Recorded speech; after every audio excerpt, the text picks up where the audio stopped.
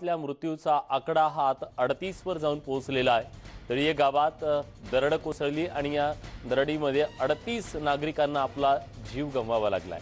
कोकणातल्या या दरड कोसळण्याच्या सत्रात गेल्या कित्येक वर्षात असा महापूर खरं तर पाहिला नाही, अशी प्रतिक्रिया महाड आणि चिपळूणमधल्या ग्रामस्थांकडून सध्या उमटतीये। एकीकडे नागरिकांना घराच्या छतावर जाऊन बसण्याची वेळ आली आहे, तर दुसरीकडे दरड कोसळल्याने अनेकांना आपला जीव गमवावा लागलाय। रायगडमधल्या महाडमधल्या तळीये गावातील जवळपास 35 घरांवरती ही दरड कोसळली, जणू काळ बनून ती कोसळली आणि त्यात 38 जणांचा आतापर्यंत मृत्यू झालाय। दुसरीकडे खेडच्या बिरमणी गावात सुद्धा दरड कोसळल्याने त्याखाली 17 जण अडकल्याची प्राथमिक माहिती समोर येते।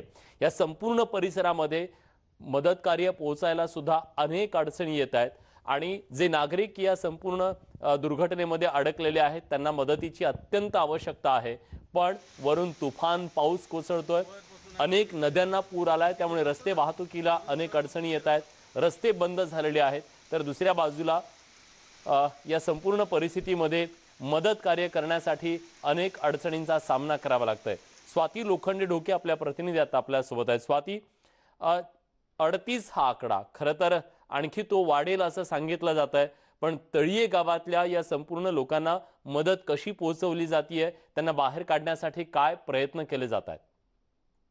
खरं तर काही तासांपूर्वीचा हा आकडा 36 होता आणि काही तासांनंतर अवघ्या 2 जणांना बाहेर काढण्यात यश मिळालेलं आहे, पण तेही दुर्दैवानं त्यांचाही मृत्यू झालेला आहे। त्यामुळे मृतांचा आकडा आता 38 वर गेलेला आहे।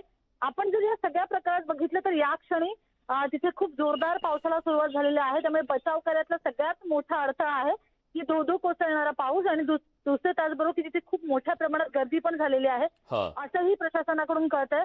त्यामुळे कृपया जे कोणी बातमी पाहतात किंवा ज्यांना कोणाला ही गोष्ट कळते की तुमच्या गर्दीमुळे बचाव कार्यात अडथळा येऊ शकतो, जर कृपया तिकडे थांबू नका, कारण प्रशासन आपलं काम करते आणि जितकी कमी गर्दी होईल तितक्या कमी लोकांच्या मध्ये त्यांना आपल्या ज्या काही उपलब्ध साधन सामग्री आहे त्याचा वापर करून बचाव कार्य करता येईल।